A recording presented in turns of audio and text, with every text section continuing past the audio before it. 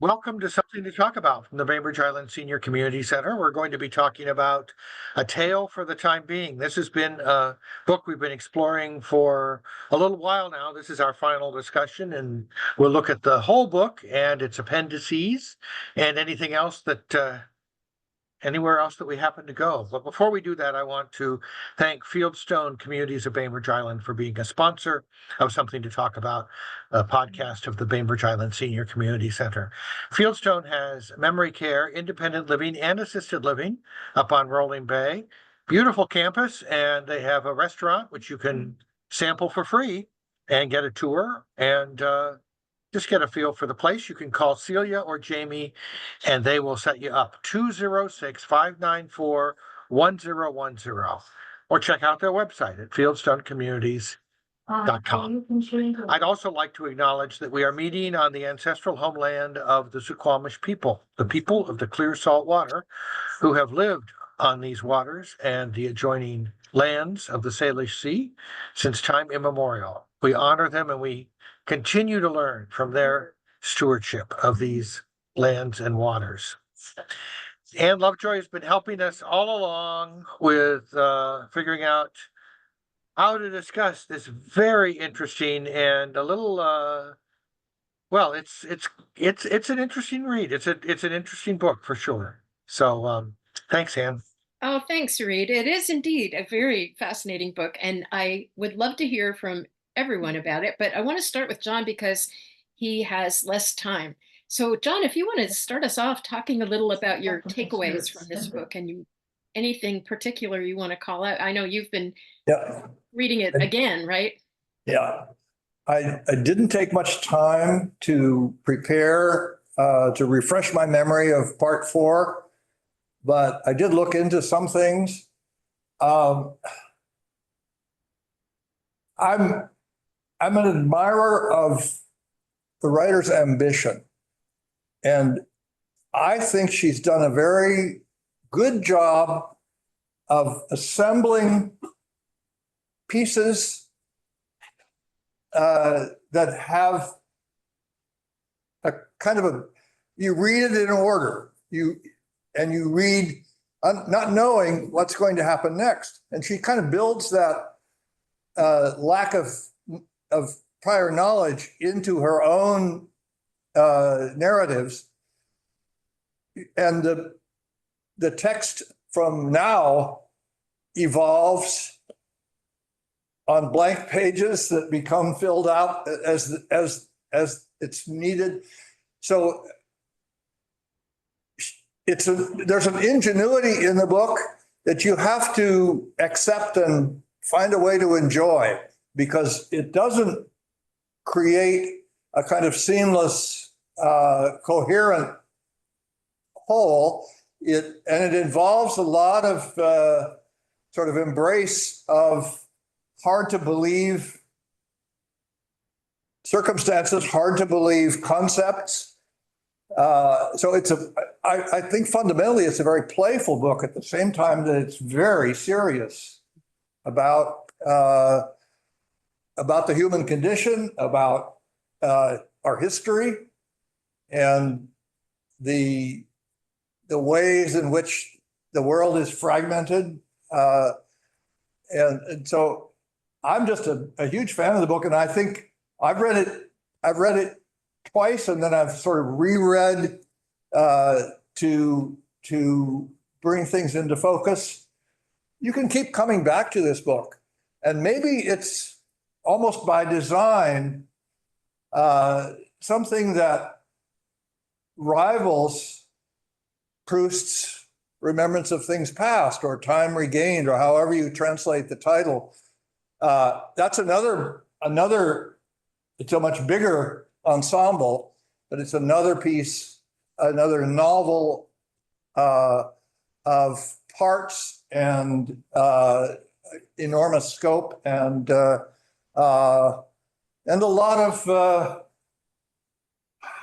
lot of things you get lost in.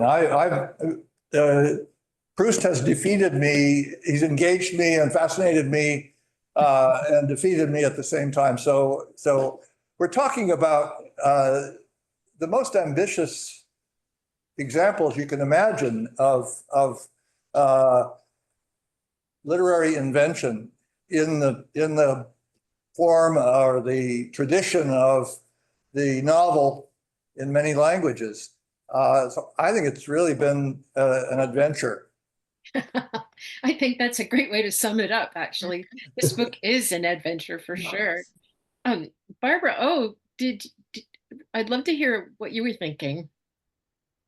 Well, I experienced each part very differently. Um, and the third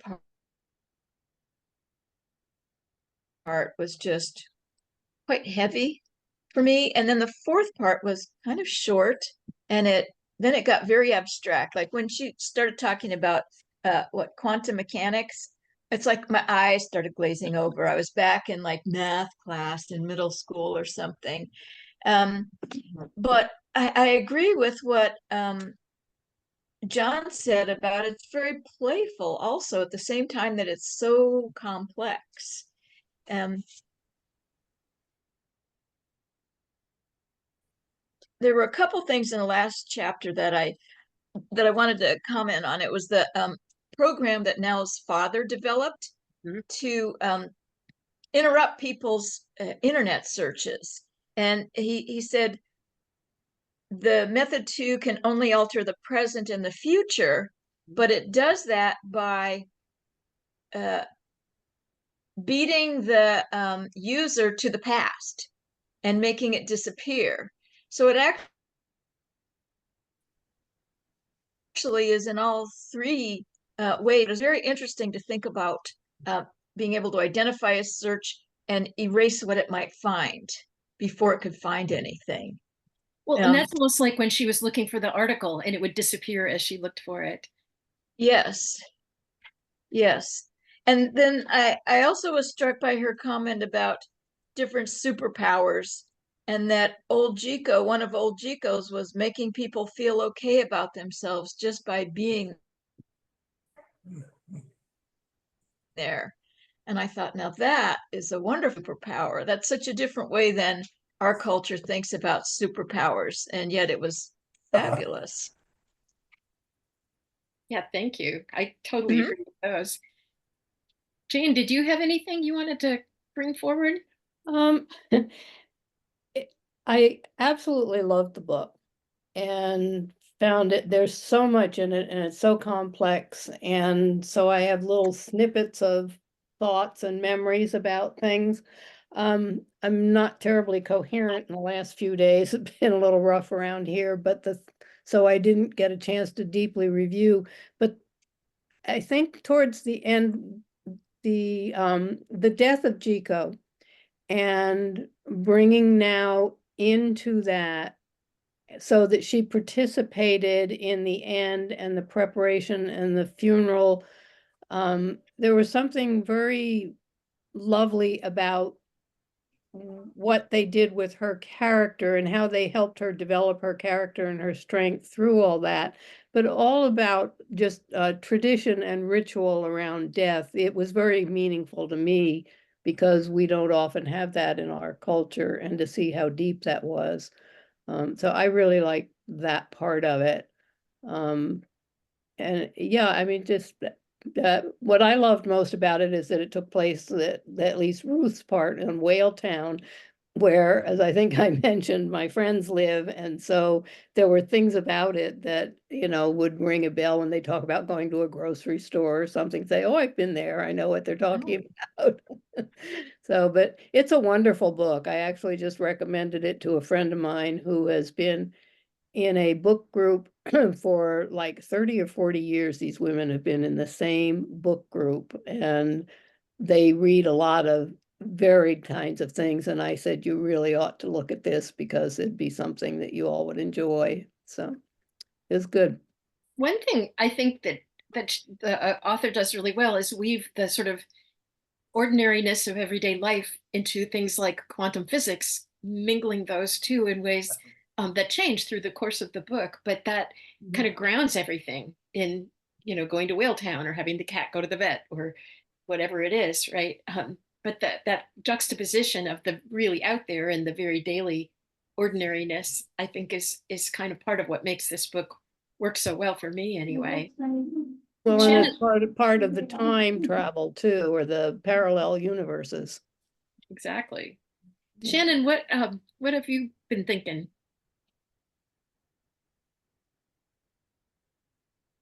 Um, okay, hi everyone. Yeah, I took a look at again, like I said last session, I listened to the book, and so it was read by Ruth Ozeki. So it kind of made me look at the book from the author's perspective a lot, and I don't get as much, I think, when I listen as when I read. So I got a copy of the book, and since last session, I've been taking a look at it, and I kind of looked at the last section today. It struck me that there's the author, Ruth Ozeki, she's talking to people. I mean, through the book, she often says, "Why am I writing this? I'm writing to you. Who is that character?" She really brings the person who's reading into the story. I enjoyed that a lot. I enjoyed the whole story. I enjoyed the characters a lot, everything they had to say. I got confused about the voice of the young girl, but then I rethought after we talked last week or week before about where those voices and how my own voice when I was young, how I remember that or don't remember it. And how because I don't have children, those things are always a surprise to me. You know, when I'm around children, I notice it more. Or, so there was a lot of things that came up for me personally, and the whole. Actually, I recommended the book. I have recommended the book. I recommended it to my brother, who's been spending time in Japan. He's been spending 3 months of the year in Japan, and then he has to leave because of family and other things, and then he goes back for 3 months, and he's been living in the country in North Japan, and he knows a Buddhist woman who is a lot like the grandmother, the figure, and he's been to help her get her papers organized, and he's a Westerner, he's like me, and how much can you connect with people through another language. Anyway, it's been really a fun read, and I will recommend the book, and I love the story, and I love all of the aspects of it. There are so many that I kind of don't want to look too deeply into the whole quantum physics thing, because we I think we kind of understand that in our culture. We can read mathematics. I'm not very good at math, so I do like to read about it. And the other thing that I did about the book was I've been listening to some podcasts about it and listening to other people's thoughts. Oh my gosh. I mean, so many people, this book has created a huge impact for so many people to talk about different things. One woman was very upset with the mention of the suicide. She said for her it was not good writing about that. I mean, for her it wasn't a good she finds it very difficult for people that, and I don't know how she might know this, but she says she finds it very difficult for people who have not actually experienced the urge to have suicidal thoughts to write about people that have them. That aspect of the book's pretty difficult for me to think about, but the Japanese culture does look at it differently, and I enjoyed reading about those aspects of the thoughts about that. Anyway, it's really, the book is huge. If you want to look at, and if you want to read it deeply, to read it as a story, it was wonderful to carry along and see where the adventure goes. Oh, thank you. Yeah, I agree. It's like one of those, I mean, I've read it a couple times myself, 3 times now, and every time you find different stuff in it, or I find more things that the first time I'm reading for the story kind of, right? And the second time I'm reading a book like this, like, wait, what? Or really looking more at character development or something like that. But this one's so full of interesting twists that you have to go back. I mean, almost on every page, there's something to really ponder, right? Really think about. Anybody else? Barbara R., do you want to say something? They sent it to me for online. You, Edie,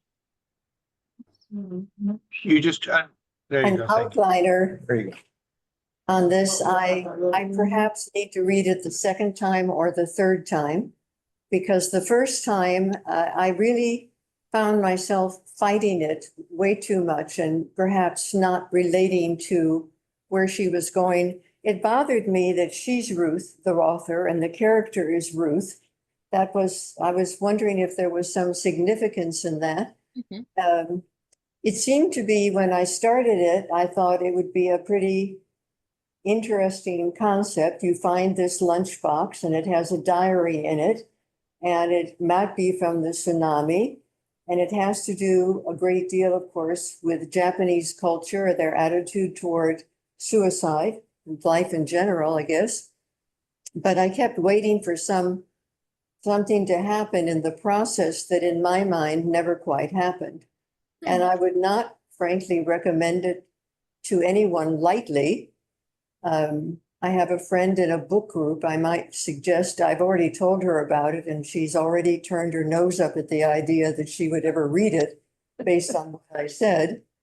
But it's interesting. I thought on page 140, part 3, where they discuss, or the author discusses, that do not think that time simply flies away. And then there's a lot more she says about time. And then again, I tried to mark places where I thought it was significant in terms of trying to understand where she was going with the concept. But the bottom line is she finds a lunchbox. Oliver tells her about 9/10 of the way through. Does she not realize that this person, whether she's alive or dead, would not be a teenager or young person any longer, because the tsunami has happened several years before she finds the lunchbox.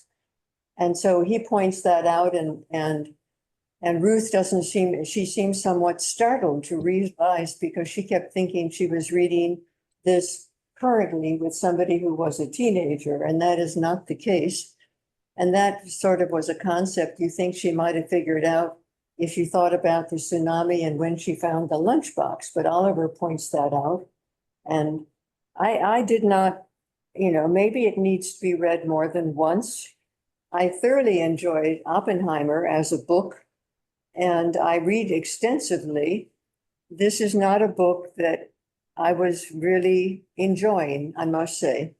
Well, you're not alone in that, Edie. One of the things I was going to talk a little bit about and ask people about is I've heard quite a number of people who took books and tried to read them said they didn't like them. They was too hard, it was too ugly, it was too difficult, it was too upsetting. And I was thinking about how we all read Stamped together and what did we have read? Like over 500 people joined us in that conversation, which was a difficult conversation, but people were definitely up for it. In this one, I feel like there has been less openness to these equally difficult topics. And I was wondering if perhaps part of it, the reason is because it's more relatable and therefore more disturbing. I don't know. Suicide is very much with us today. Everybody talks about suicide, and we know there are a lot of people, young people and older people, choosing suicide as a course of action. The fact that it is in the Japanese culture, I don't know if this book reflects where Japanese people are today, but obviously the kamikaze pilots accepted suicide as part of their job. And suicide is not something many, many years ago. I have a relative who committed suicide. I would say that was in 1939. And certainly it was not anything anybody talked about in 1939. It was disgraceful. It was something you didn't discuss. Today, suicide is discussed a little bit like the weather, because it touches many different lives. I don't know that I'd go quite that far, but I did want to point out there's a really interesting book that the author has read, and it's called The Kamikaze Diaries. And it is a collection of the journals and letters and private writings of a lot of the student soldiers who were forcibly volunteered for that duty. And the author points out that there's been this Western stereotype that they were all kind of wild-eyed, super patriotic, uh, dedicated to hating the West, and really, in fact, they were some of the most thoughtful, bright, intelligent people in the country, and the uh, pretty vicious treatment of them by regular army, the sergeants and so forth. You saw some of that brutality echoed, was pretty common, and it's not dissimilar in my mind to what we see today with a kind of belligerence toward the educated, or a kind of an angry lashing out against science, for instance. That I'm kind of interested in that juxtaposition, and I'm pretty sure that this is very deliberately sandwiched in here as part of that thread to counterbalance that kind of stereotypical, almost comic book idea of who a kamikaze pilot might be when we meet Haruki 1 over and over and hear his stories. I might just also note that in part 4, both of our main characters, now and her father, Hiroki 2, figure out a way forward that does not involve suicide. Right. That that Jiko's death directs them in a way to live, not to die. Mhm. So, although it's definitely a thread throughout the book of considering suicide, the book's ultimate decision is to choose life. Well, that makes me think of the Midnight Library, which we're reading in another book group here. And that has to do with choices you make in life. And I just referred that book to a neighbor who's going through a divorce, and I thought she might find it interesting. I cannot in good conscience recommend this book to somebody and say, I think you're going to have a fascinating reading experience, because from page 1, I mean, it's amazing that I even got to page 200 and whatever, because I was so tempted not to continue. And yet I was determined to finish the book, which I did. And I think And a I lot of must- people do feel that way, Yeah. that, once you start, you got to kind of get through. Barbara, oh, you had a comment, I think. Well, and I think that it's interesting. I'm encouraged to hear that I was not alone in being tempted to put it down, but I tend to want to follow through and finish things. Seems to be an ethic in my life. And I must say, the fact that I did finish this book was, as I said, she found the lunchbox, she read the diary, Oliver pointed out the time frame, and she got on with her life. That would be my synopsis. Leave out an awful lot. That's Oh, so funny because it's that's good. so not my take. But thank you for yours. Barbara, oh, I believe that you had something.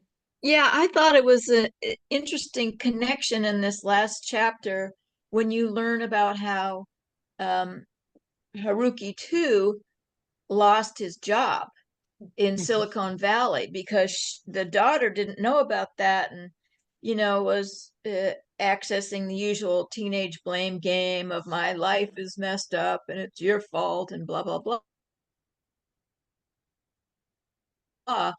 And then to realize that it was a matter of real conscience for him, and did not want to create evil in the world, did not want to be a party to that. And then looking at Haruki 1 and his decision to just crash his plane into the water and not take other people out, I just thought the similarity of their ethics was an interesting thing to think about. Yeah, there's that quote on where is that? Page 387, I guess, where Haruki 2 says, killing people should not be so much fun. Mm-hmm. That the whole war games thing makes the idea of killing people a game, and that's morally repugnant to him and certainly to me. But Well, that piece getting called out. Actually, just last week in the New York Times, they had a section where there's a Japanese name for somebody who survived Hiroshima and Nagasaki and the bombs we dropped there. And there were 2 pages of the people, there's a name for them in Japan, who survived. Several of them had been in the womb when the bombs hit. Mm. And they discussed this long-term effect, of course, of the radiation on the Japanese population. And that has troubled me for a very long time that we did that. But nevertheless, we did that. And it was fascinating to read the perspective. I think 3 of the people interviewed had been in their mother's wombs when the bombs hit, and yet, of course, suffered the consequences. And here, you know, there are consequences here and there about as you read through the book, but it is rather convoluted, I thought. And the fact that she overlooked the time frame still strikes me as being a little strange, but I think maybe it does warrant reading again and again, but I'm not planning to do that. I'll throw in a little something about the time frame. It seems to me like often, we mentioned this earlier, the idea that you get caught up in what you're doing and you enter the world of a novel even, and you think of it as happening now. You want to turn the page to find out what happens. And of course, rereading this, you already know what happened. So it kind of is, the reread is an opportunity to play with time. My dad is 97 and he's nearing the end of his life, and he was talking to me this morning about settling his father's estate, which happened many, many, many years ago. But for him today, it was today. And so we kind of had to talk about how to, you know, how that was going to be okay and how the bankers were going to take care of that if they hadn't already. And he didn't need to worry about it. So I think of that as sort of one way that we, at the end of our lives, often escape the idea of timelines that are lined up in our sequential view.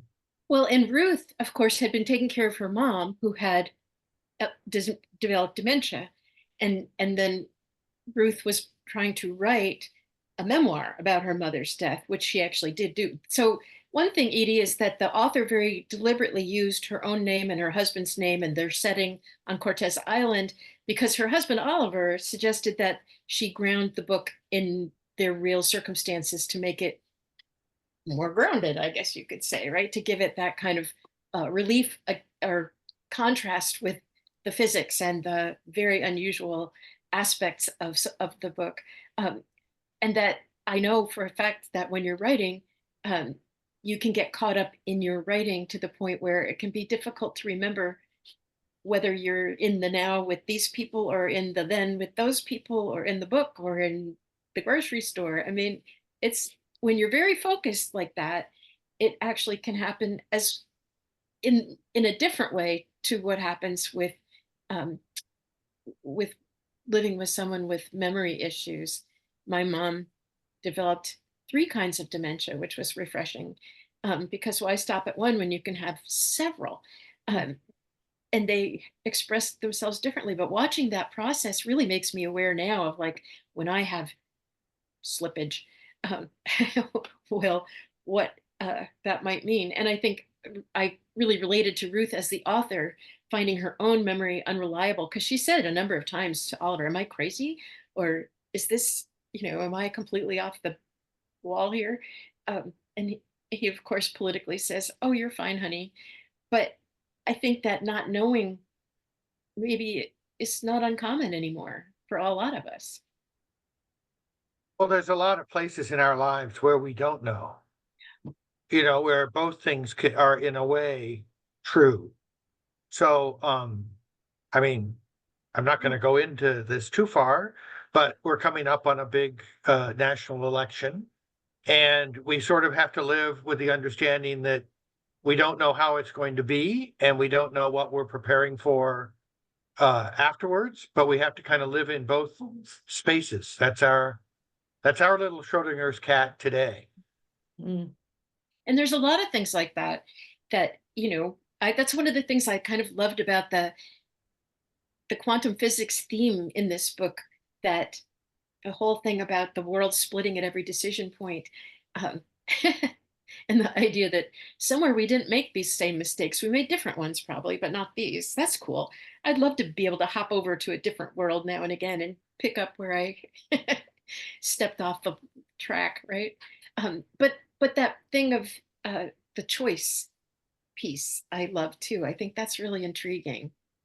I thought it was very painful to follow the course of the young girl who indeed was having a problem with her father's suicide attempts and her mother's busyness and working and trying to bring stability to her life.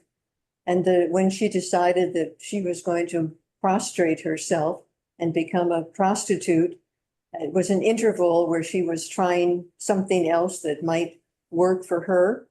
And some of this was rather painful, I thought. And again, it was sort of discordant in my reading in terms of, was that necessary to introduce? How many things could you introduce in this novel? But there was a lot to think about.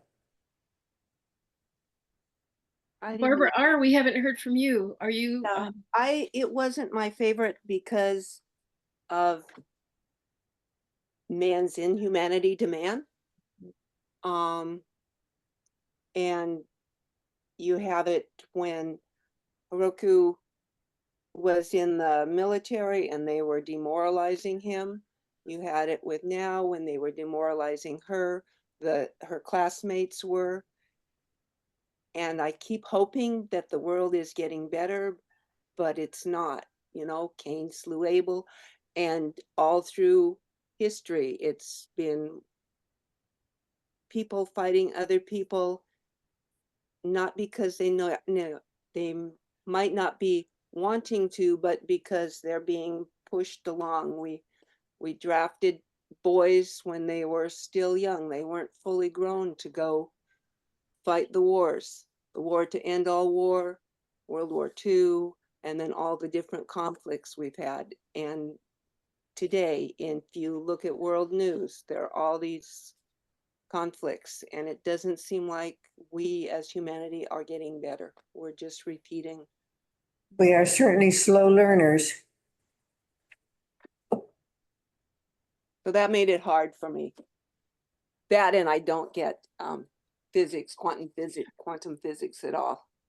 But that's my brain, not anyone else's. Okay, Well, no, I think by definition, it's a difficult concept, and she's trying to at least give us some examples that might help us. But she has to put an appendix in just to try to. That doesn't help much, but it's there. Well, what did Einstein say? That's spooky business, right? So don't feel bad if you don't quite get it. But I find it intriguing, and I kind of like struggling with things that require me to bend my mind a little bit, um, and stretch it out. I think that's kind of fascinating. And I'm also fascinated that some people really think about this stuff all the time. Whoa, okay. But one thing I kind of loved was that in the end of when Haruki too is answering the email from his friend Don, the professor, and he says, "Yeah, now we're doing different things, and we've moved, and now is in Canada, studying in Montreal, and my wife has taken up deep sea diving as a hobby." And I kind of love that. And I was thinking about how before, when she was really depressed, she was sitting there watching jellyfish at the zoo, and there were so many women doing that they had to bring in a whole lot of extra chairs. Remember that, Barbara? I can tell you do. I was fascinated by that too. That just it's like watching your screensaver or something, right? Just kind of this. But she gets past the watching and she enters into it. Like she gets to have something too. And that character was really underplayed in this book, but I love that she got something awesome to take on for her own self at that point too. And I did think that Mumu thing that what did he call it? The little spider Mumu that can go in and obliterate your past. He also talked about how true celebrity is being invisible, right? True fame becomes unknown. I thought, whoa, that hasn't come to America in recent years. But what an interesting idea, right? there's like a lot of, I will say that the book does, if for those of us who want to have a final episode, a wrap up, it does do a lot of like okay, you can be comfortable about this or that. We'll give you a little storyline, an afterword, an epilogue. Mhm. Well, and actually that the wrap up comes at the end of part three, or kind of toward the end of part three more. Because the epilogue is really just like that very simple ending and the appendices. But I think it's also a time to sort of sit. I read the appendices. I've read them a couple times and thought this is a kind of an invitation to explore the author's process. Like she's lining out where she got her some of these ideas and where she made her way through. I thought, Barbara, I see you nodding. Well, I was thinking about how Now's character, despite the terrible things that went on in her life, was able to remain so concerned and caring about her father. Mhm. And that with everything that Now was struggling with, she had the energy to worry about her dad.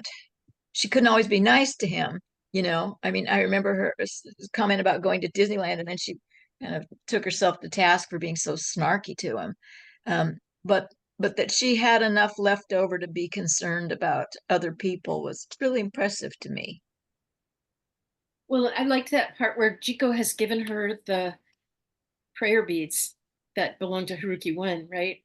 And she says they're just so heavy with all those prayers. And she Mm. doesn't know the prayers. So she just sort of does blessings, like as best she can figure out and carries them around. And I thought, that's kind of how I do too. A lot of times I don't know all the words and stuff, but you can just hold people and sort of think about them. And it's like quantum again. I don't even know what to ask. Like, how do we know what the right thing is for this person or that person, ourselves in the moment? We don't know. But you just try to hold it and say, we need to move forward as a human race. That's really clear. And how do we do that except by letting go of belligerence, letting go of revenge, letting go, right?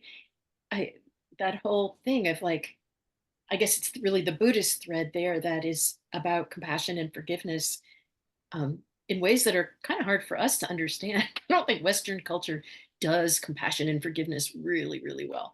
Um, so we have to really work it, right? But I like the vagueness of how now it's like, well, I don't know, I'm just going to hang on to these beads and think good stuff, right? And it brings her a kind of peace, right? You don't have to do it. I will digest it again. In yesterday's New York Times, they had a 2-page article about the changing nature of funerals compared to the funeral in this book. They're talking about how people are planning their funerals well in advance, and how that they do very different things. That the traditional funeral of my childhood no longer exists, of course, but that's not so surprising. But again, if you maybe this will happen, that I can reflect on the article in the Times with all the funky alterations in today's funerals and look back on the funeral in this book, which was Buddhist and very, very meaningful to the people who were involved with it, and how things change. Well, there were two actually, because the schoolmates of Now gave Mm. her a mock funeral that horrible teacher actually participated in, right? And so we got to see the fake funeral and then the real funeral, and how much more poignant and moving and beautiful the real one was. But also, even in her description of the fake one that her fellow students were putting together, there was this element of they were actually kind of moved. Remember that she felt like some of them found it moving and they were caught up That in the you're kind of history. taken back a little bit by the ritual or the action itself affected them, Yeah. which I think makes some sense. It's like watching a movie and getting drawn in, right? Or when I mean, to take it back to Now and the beads, the prayer beads, going through the actions can sort of have an effect that we don't know. Uh, I feel like, I mean, to Edie's point, I think the reason that there's a lot of experimentation with funerals is because and memorial services is because we are at we're at loose ends about our sort of spiritual grounding. We don't, the old vessels don't work anymore, and we haven't really developed new ones that we feel are, and so the new ones might feel a little, what did you call them? Funky, as we try to nose our way back to meaning. Yeah, I think I've been to a number of memorial services of different kinds, and there are certainly still very traditional ones going down, I tell you.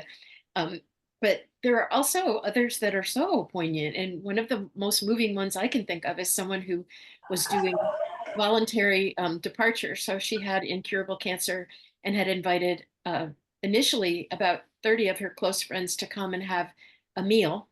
And then she distributed things that meant a lot to her that she wanted them to have. And then there was a smaller group that was there for a little bit of a more intimate session. And then at the end, two of her friends were there with her when she took her end of life medication. And it was very thoughtful and staged. I wasn't there for the whole thing, but it was like, what that felt almost like Chico's in the sense that she knew every step she wanted to take, right? It was very deliberate in that and very, very respectful of spirit and life. And I suppose it was suicide in a sense, but she was dying anyway. I mean, it uh wasn't like throwing yourself on the railroad tracks. And that It's interesting that this book was chosen for Bainbridge Island Reads. I think our Japanese American history is something I find very meaningful to me here on the island. And this book, of course, doesn't truly, it helps expand my knowledge of traditional Japanese life, but it is quite a departure from anything I've ever read. And as I said, I can't go around wildly recommending it to people. But it was interesting. And now I'm reading The Japanese Lover, which is a totally different book, obviously. I don't think I've ever read anything quite like A Tale for the Time Being, ever. I don't think there is anything quite like it, to be honest with That's you. nice to know. And I was interested last week or last time when Kimi Kinoshita was with us, and she said how she felt a lot of the depiction of contemporary Japanese life was very accurate, and that she felt like the way that suicide was presented as part of Japanese culture was very accurate. She said that's reflects what I was brought up with. So yeah, I feel like that in that way, it was true to life, that it gave us, I think one of the things that was very difficult, I heard a number of people say that some of the things that were very difficult to them were things that Edie has called out, like now prostituting herself. But I actually know young people who have done those things, just, and also things like cutting, just to feel something, they've said, or people with deep depression and anxiety, sometimes doing something just to see if anything matters anymore. That's pretty bleak depression, but I don't think it's unrealistic, sadly.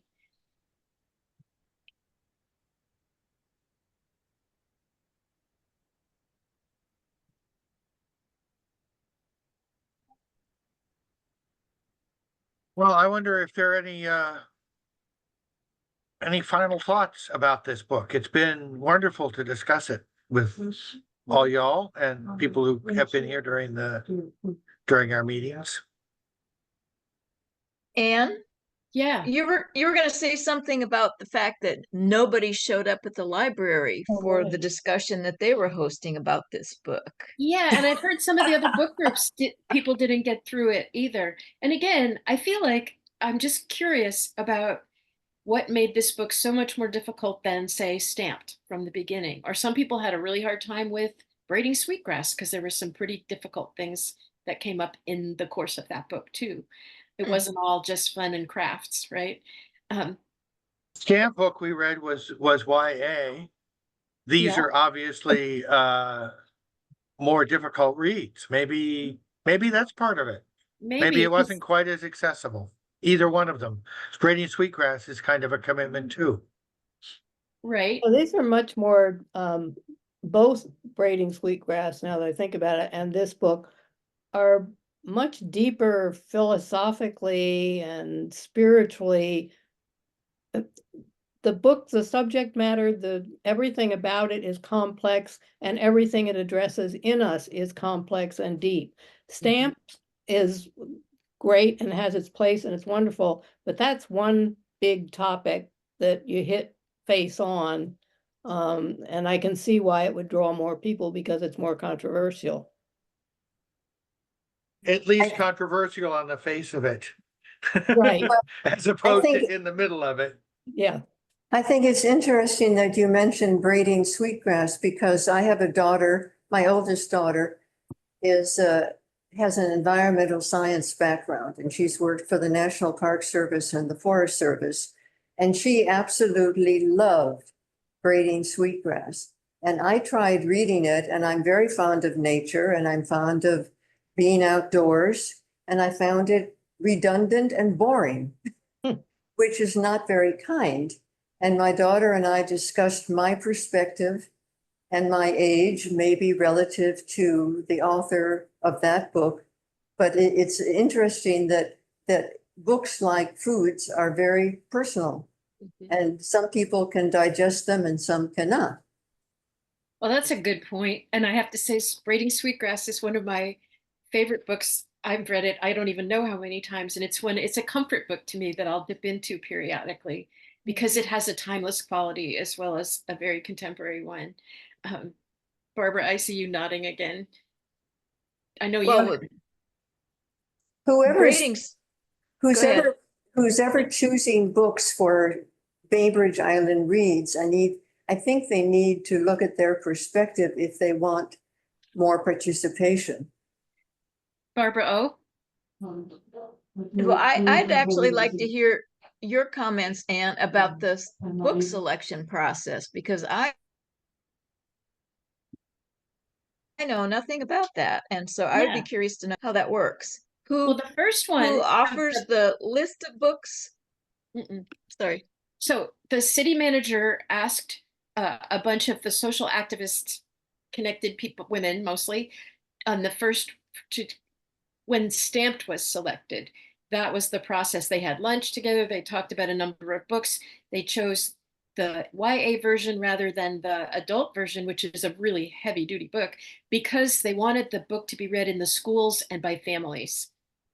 And so that was the thinking process. And of course, Reynolds is like an incredible writer for teens. So he wrote a book that was very successful at capturing teen attention as well as making it accessible to a lot of us.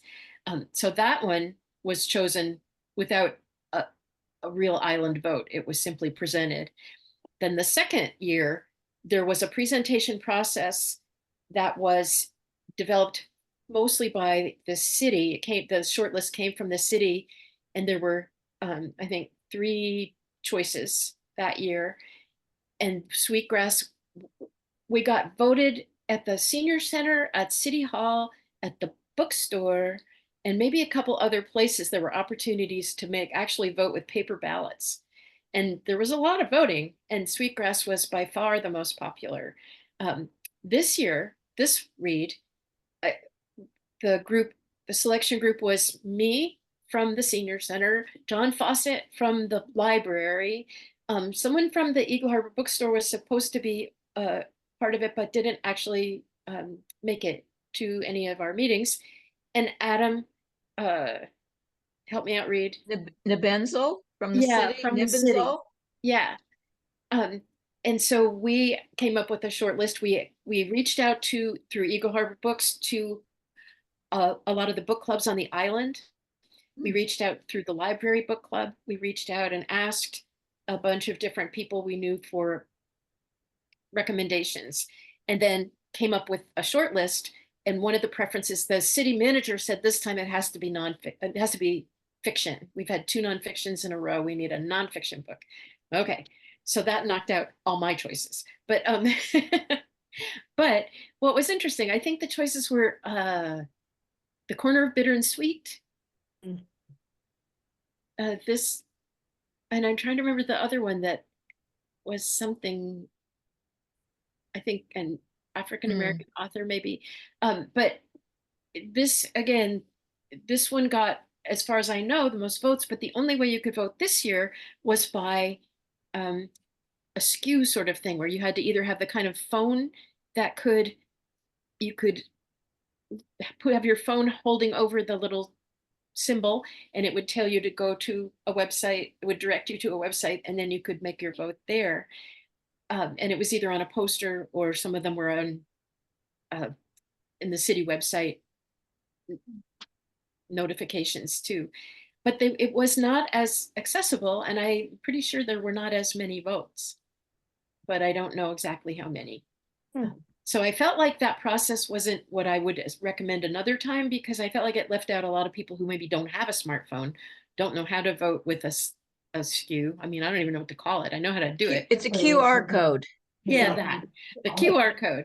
And I didn't even know until somebody showed me that you can like point your phone at it and your camera at it, and your camera will say go to, and it will take you there. I didn't know that, but I learned it. But if we had maybe had a little more warning that that's how it was going to be, we might have been able to do a couple of tutorials about how to vote, right? I just think it could be a little bit more open. Was it So you would that you- told me Go- that the Bainbridge Library has more nonfiction books checked out regularly than fiction, which I think was interesting, that that's not the norm in libraries. Is that In correct? fact, in the entire Kitsap Regional Library system, Bainbridge takes out the most nonfiction books of any branch. Huh. And yes, on the whole, Bainbridge takes out more nonfiction than fiction. That's been true for years. How interesting. I think it's interesting. I've also joined Tressa here at the Senior Center, who does the book group that's meeting tomorrow. And Martha Bailey does her presentation at the library once a year about her favorite books. And I think it's interesting because what I do like about a choice of a book for a book group or Bainbridge Island Reads is that I think it's important that it forces me to read things that I would not necessarily choose to read. And yet I sometimes think that whoever's choosing the crates of books for the library collection to be sent out to book groups doesn't have much of a literary sense. In the word bothers me a little bit, literary sense, but there are a lot of books that I have picked up today, and I somehow wonder that they ever get published in the first place. And people do self-publish books fairly commonly, but I think it's, as opposed to the time when Martha Bailey was choosing the books for the book collections for the groups for book readers, for clubs, I thought that they were more appropriate. Maybe it's just what gets published today. Well, actually, Martha just always gave her choices of books that she would recommend that she had read recently. But the selection for book clubs is done by Kitsap Regional Libraries, certain people in the system, and they have Right. to look for books that are available in big print, in regular print, in as audiobooks, and as e-readers. That's So, a lot. Yeah. well, right, in order to qualify, because it has to be fair to as many as wide an audience as possible. So Yeah, that and that- eliminates certain books. And I know that Tressa makes sure that all those books that are read in the Waterfront Book Group here, which Mhm. meets once a month, that's the thing that Edie is referring to, can be also picked up through the Washington Talking Book and Braille. So they are definitely accessible books. I'd like to just, as we wrap up, note some of the upcoming things that are still available because the BI Reads is going to continue for a little bit. We're going to hear from, let's see if I have it here. I didn't close it by mistake. We have a process going on right now, which is called Dear Stranger, which is an invitation for people to write a letter to somebody that you don't know who's going to receive it, which is sort of in the spirit of the diary. And let me see if I can find that. So the idea is that you can accept, letters will be accepted until September 1st. And after that, VI Reads will mail out letters to participants. You have to fill out a release form as well. You can bring or mail your Dear Stranger letters to City Hall at 280 Madison Avenue North with the attention Dear Stranger, or you can email the letter to cityadmin@bainbridgewa.gov. And then the other thing that's coming up in September is that there's going to be a experience a mindfulness meditation at Blodell.